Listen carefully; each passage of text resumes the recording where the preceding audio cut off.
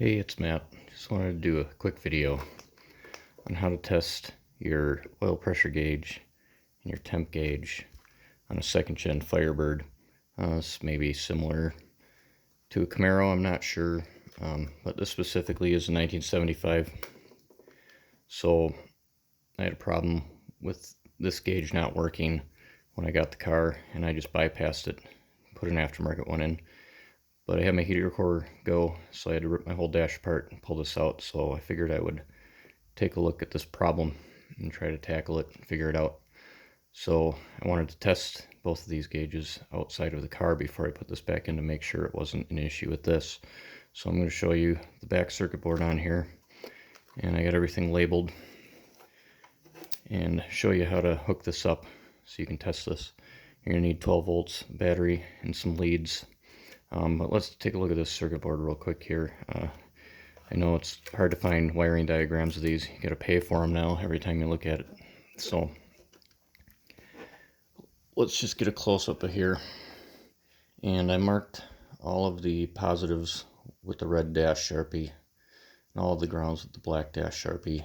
That's for all of your lights. So basically all of these bulbs are for illumination, except for these two down here. These are for your brake light here, and this is for your seat belt. This may be different from year to year, but on a 75, that's what these are. So you can see the traces. Hopefully that'll help you out. If you got this apart and you're trying to track down an issue that you're having. So let's go down the list of what all of these connections are here, so I know that'll be helpful. So let's take a look at the list here. So top to bottom, left to right. Top left one is your oil pressure positive. Next one down is a bulb positive.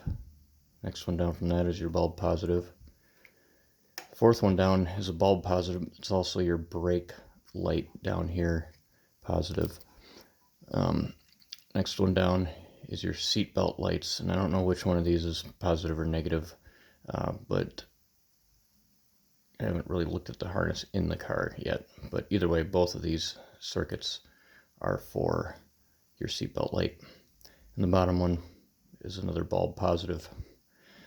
On the right side, top right one, is a bulb negative ground main, and skips a couple there.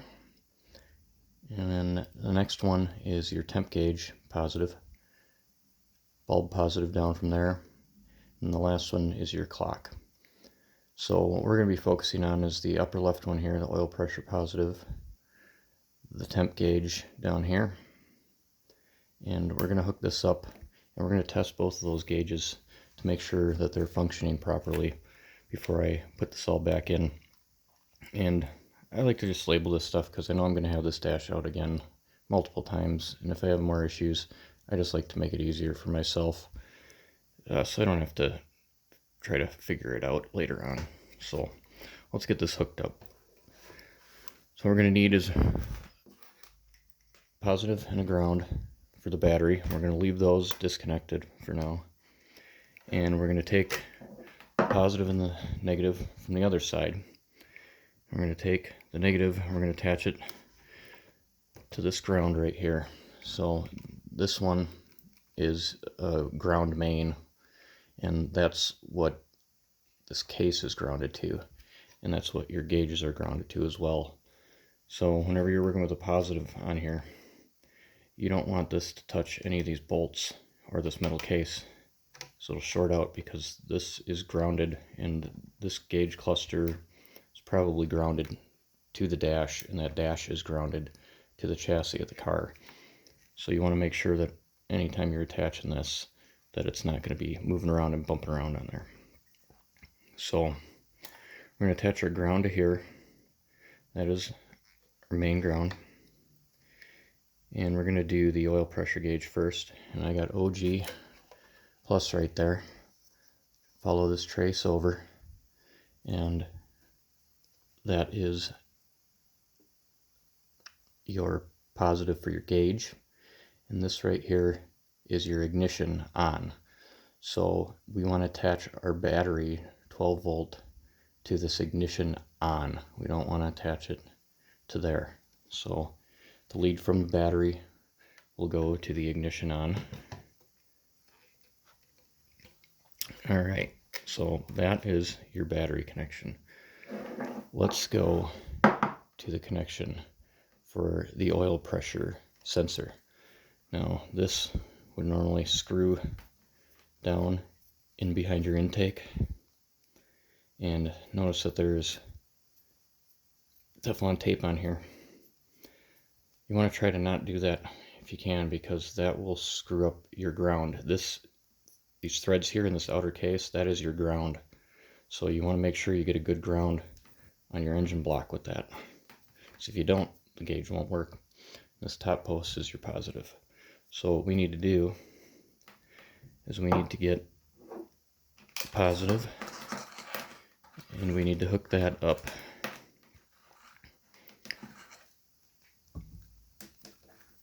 from the sensor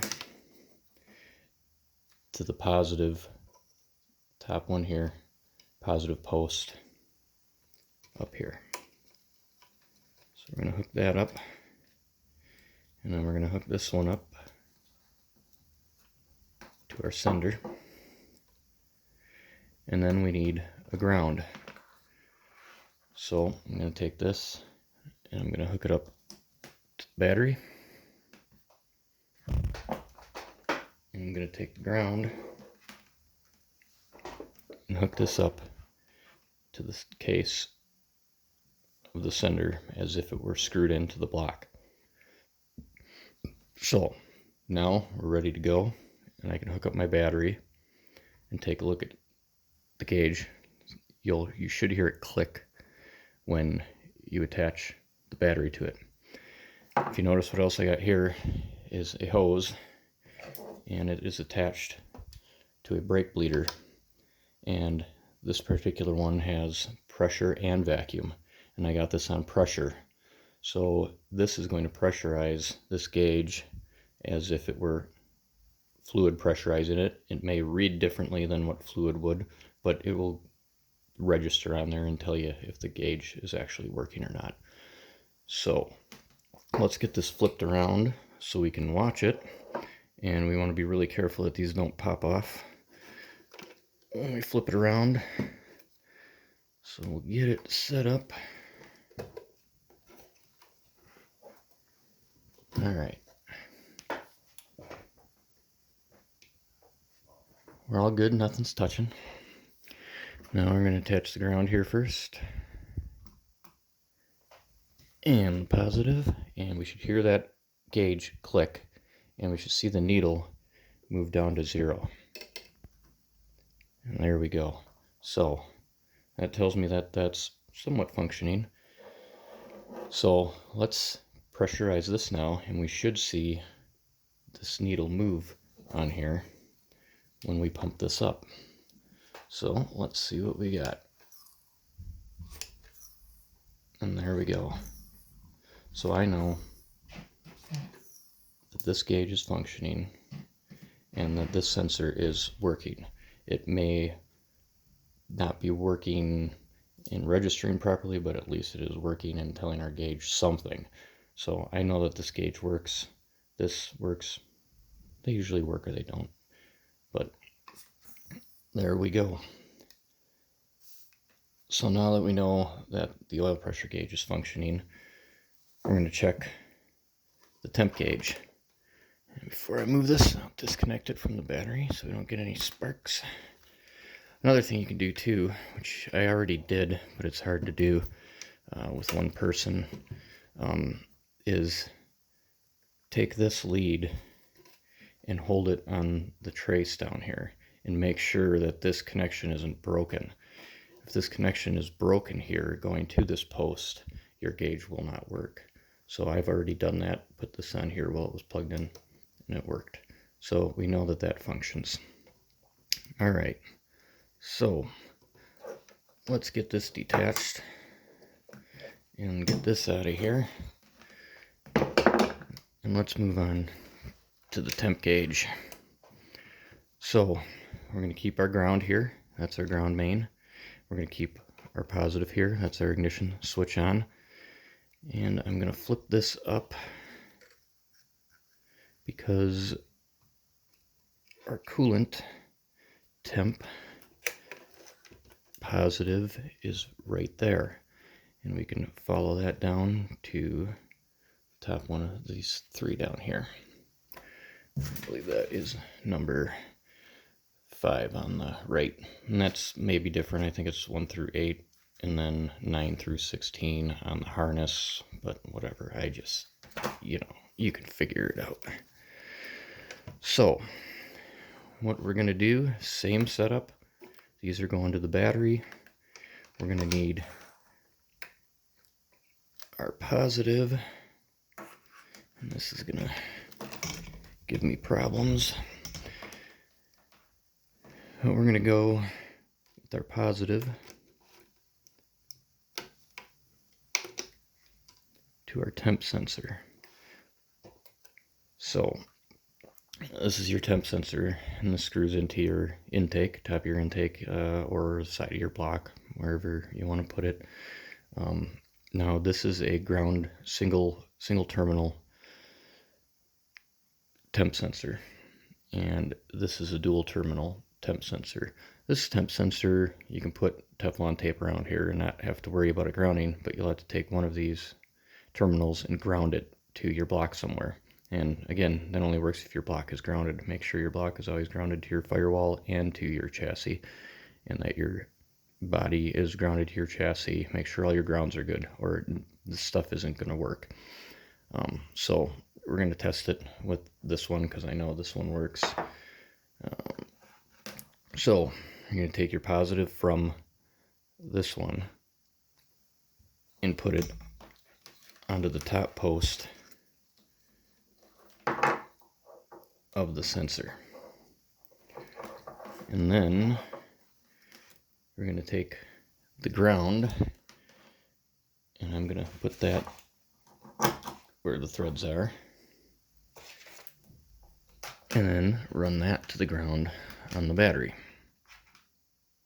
So we got that hooked up and ready to go. Let me flip this around without the wires coming off of there again. Try to get these out of the way and get a better view. Alright, so we have that here. Now let's get the battery attached. Now again, we should hear that gauge click. And there it goes. And now what we got to do is we need to take a little torch very carefully and heat up the tip of that sensor, and we should see this gauge move. Another thing you could do is drop this in some boiling water. That just takes too long. I like this method. So let's watch that gauge. We're just gonna brush this over it, and we should see that gauge move. There she goes. I'll get her up a little more. So there we go. So we know that this sensor works, and we know that the gauge works. So now I know that my issue is not here. It is with something else in the car. So don't burn yourself taking that off of there. We're all done here. Should have taken that off first, but there we go. And you can also test all of your lights here very easily. You can hook up each bulb individually and check out, test all your bulbs. You can do that. Let's just, test a couple here just for fun. So, again, attached to the battery. And you can just go around and test each bulb. Make sure you get the ground and the positive right. But there's little tabs on the end of the bulbs. And you can just hook the wire up there, and there you go, we got light. And you can do that from the traces too, if you know which ones are which. You can hook the lead up to the trace. You can see that one's going off. I know that one's for that bulb. That's for the brake bulb. And I need to be on that ground for that one to work. But it's easy as that. You can also take these bulbs out of here if they come out. Let's take that one out of there. And you can hook these up and just check your bulbs individually. Then you'll know if it's something inside of this socket, if that's bad, or if it's something in the trace that's bad, or the connection to the trace. And I like to pull these bulbs out and get a little file. You can do it with sandpaper and file the inside of here, file these down, make sure that those connections are good, and you can drop it down in there. We're good to go. So this thing's a little dingy. I might get a new one. I had to super glue these down because a couple of them were up. This one is still up, so I got to super glue that one down. And a lot of these were pushed off to the side, so that could have been my issue, is that this one was pushed off to the side. But I think this temp gauge and the oil pressure gauge run off of the same circuit, the same ground possibly. If you notice when I tested the temp sensor, that the oil pressure gauge pegged. So I think if there's not power to one of these, it messes it up. So not too sure, but I'll get this back in there later on, and hopefully these all work. I did test these individually, and they do work here, but gotta clean up the connector, see if it works. But again, there we go. 75 Firebird, probably the same for multiple years. If you have any questions, let me know down in the comments section. And yeah, hopefully you learned something. Have a good day.